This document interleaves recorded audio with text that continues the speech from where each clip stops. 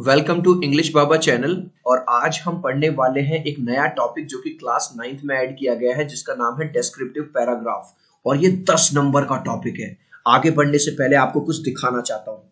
ये देखो, ये है क्लास 9th का आपका इस तरह से पेपर आएगा। Reading section question number 1, question number 2 और यहाँ पे आप देखो क्वेश्चन नंबर 3 में informal letter okay on a situation, और ये आ गया आपका डेस्क्रिप्टिव पैराग्राफ जो कि है 10 नंबर का।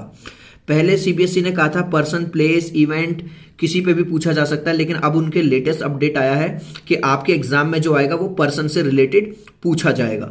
10 नंबर का है तो ध्यान से सीखना है हमें। ओके, जो डेस्क्रिप्टिव पैराग्राफ है एक्चुअली ये लिया गया है डेस्क्रिप्टिव राइटिंग से।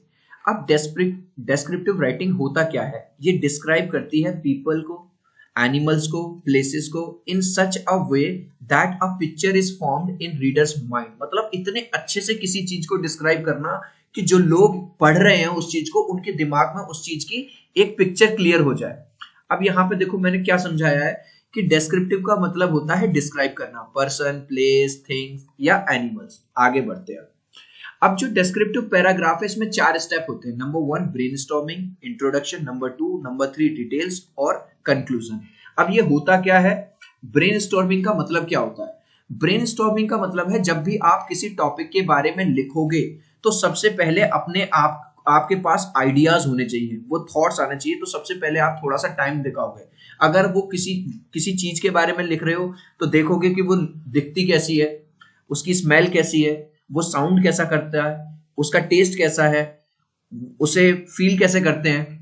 ठीक है, अगर किसी पर्सन के बारे में लिख रहे हो तो उसका नेचर कैसा है, उसकी इंटेलिजेंस कैसी है, क्या वो ईमानदार है या नहीं, वो सुबह जल्दी उठता है या देर में उठता है। तो सारी बातें आप इस तरह से लिखोगे कि जब रीडर पढ़े तो उसे एक एक चीज क्लियर हो जाए। दूसरा स्टेप था हमारा इंट्रोडक्शन। इंट्रोडक्शन में आप क्या करेंगे? Introduction must be creative.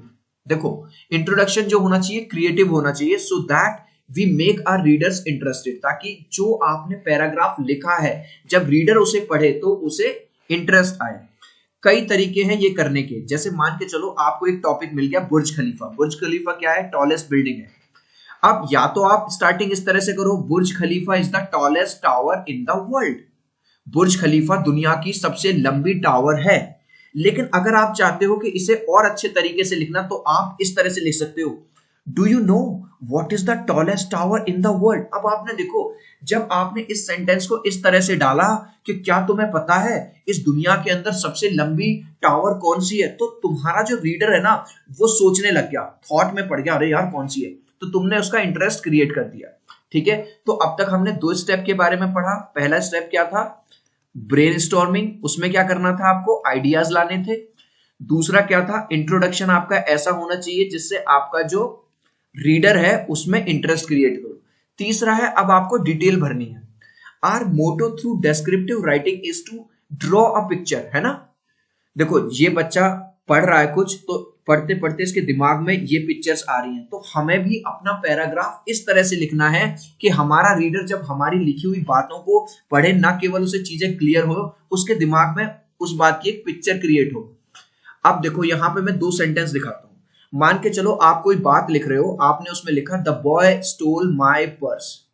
लड़के ने मेरा पर्स चुराया। आप पास्ट के बारे में बता रहे हो, लेकिन इसी डिटेलिंग को अगर आप इस तरह से करो, the little boy in green tea shirt stole my purse yesterday. अब मुझे बताओ, दोनों बातें एक ही है, ठीक है, लेकिन डिटेल किस में मिल रही है, पिक्चर कहां क्लियर हो रही है? यहां पे।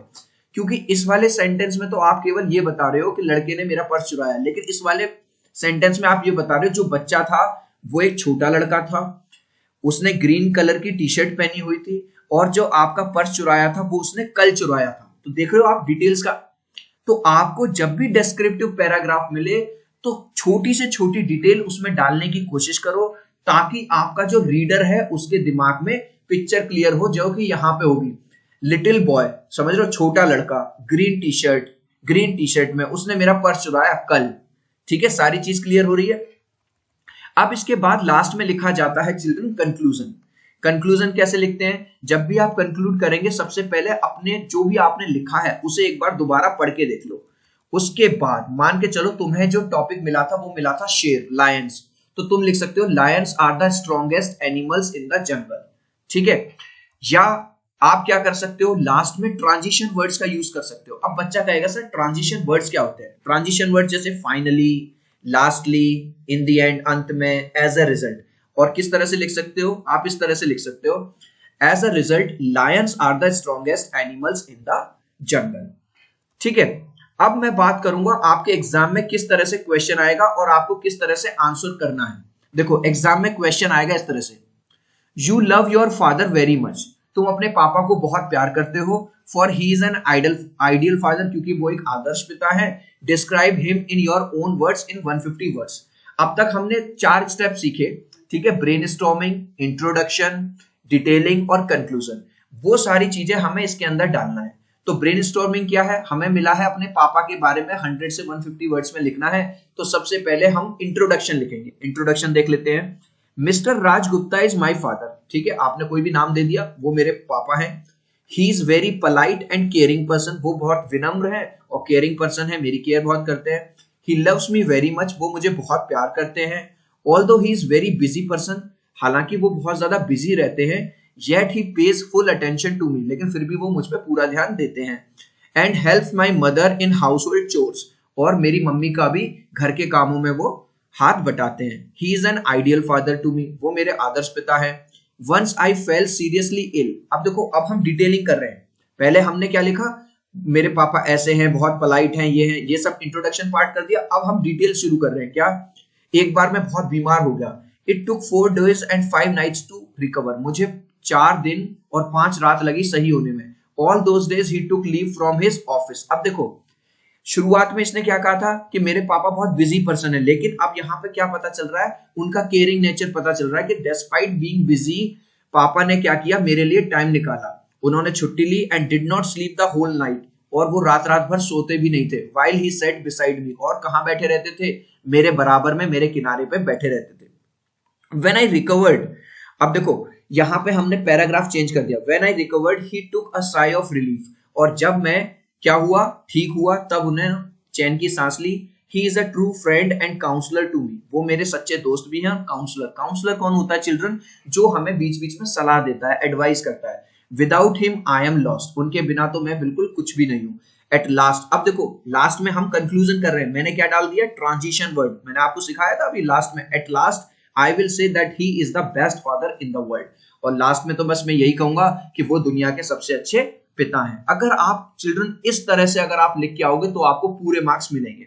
एक और एग्जांपल देख लो, लेकिन आगे बढ़ने से पहले आप सबसे रिक्वेस्ट करूंगा कि अगर अभी तक तुमने मुझे टेलीग्राम पे सब्सक्राइब नहीं किया है, अगर आप चाहते हो हमारे अपडेट्स आपको आपके फोन पे मिलते रहे, तो इंग्लिश बाबा 123 पे मुझे सब्सक्राइब कर लो।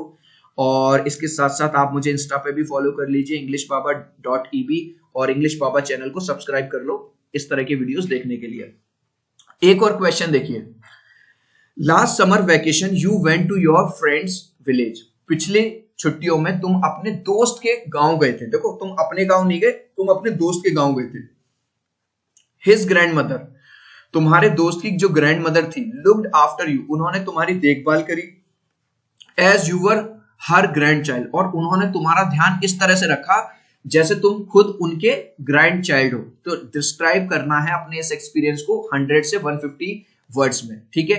This is called descriptive paragraph, ठीक है। अब देखो आपने शुरू किया, सबसे पहले मेरा बच्चा ब्रेनस्टॉर्मिंग करेगा। ब्रेनस्टॉर्मिंग का मतलब है आप वो आइडिया सोचोगे, उसके बाद इंट्रोडक्शन। चलो देखो इंट्रोडक्शन शुरू हो गया।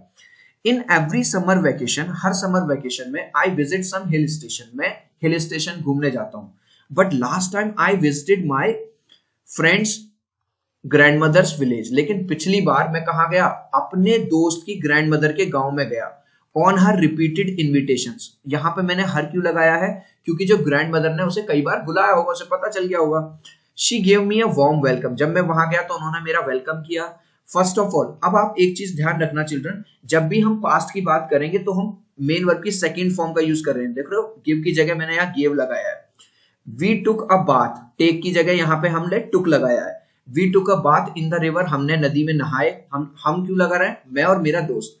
And rested under the dense trees, और क्योंकि गांव में थे तो गांव में बहुत बड़े बड़े अच्छे छायादार पेड़ होते हैं, वहां पे हमने रेस्ट किया। शी केयर्ड अ लॉट, उन्होंने मेरा बहुत ध्यान रखा। Specially for me as I was her guest, वो कहना चाह रहा है कि वैसे तो मेरा दोस्त भी साथ में था, लेकिन स्पेशली उन्होंने मेरी केयर ज्यादा की क्योंकि मैं उनका गेस्ट था, अतिथि था।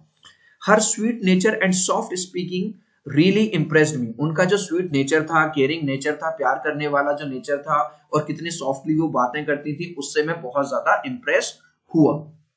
Second paragraph, the breakfast, lunch and dinner prepared by her were not only tasty but full of love. जो भी खाना हमें ब्रेकफास्ट में मिल रहा था, लंच में मिल रहा था, डिनर में वो दे रही थी, ना केवल वो टेस्टी था बल्कि बड़े प्यार से मिल रहा था। She took care of my every small need, और जो भी मेरी छोटी मोटी जरूरतें थी वो सब उन्होंने पूरी करी। I felt as if I were in grandmother's paradise, और मुझे तो ऐसा लग रहा था भाई साहब कि मैं ग्रैंड मदर के पैराडाइज, पैराडाइज का मतलब होता है चिल्ड्रन हेवन, यानी कि स्वर्ग में हूँ। She also showed many photographs from her album, और उन्होंने अपनी एल्बम में से काफी सारे फोटोज भी हमें दिखाए। She also told me that she was a champion in swimming, और उन्होंने मुझे ये भी बताया कि वो स्विमिंग की चैंपियन भी रही थी अपने टाइम पे। शी वन, देखो विन की second form, many gold medals in swimming competition, उन्होंने गोल्ड मेडल्स भी जीते स्विमिंग कंपटीशन में कई सारे।